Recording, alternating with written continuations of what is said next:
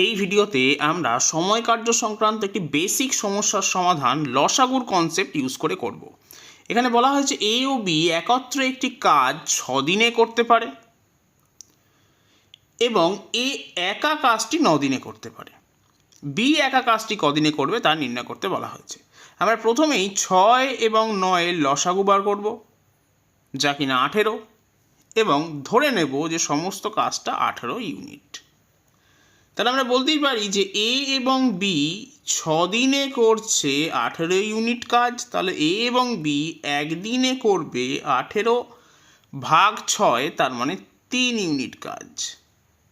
এবং এ 9 দিনে করছে 18 ইউনিট কাজ। তাহলে এ একা একদিনে করবে 18 ভাগ 9, তার মানে 2 ইউনিট কাজ। তাহলে এই দুটো থেকে আমরা বলতেই পারি যে বি একদিনে করে 3 বিয়োগ 2, তার মানে 1 ইউনিট কাজ।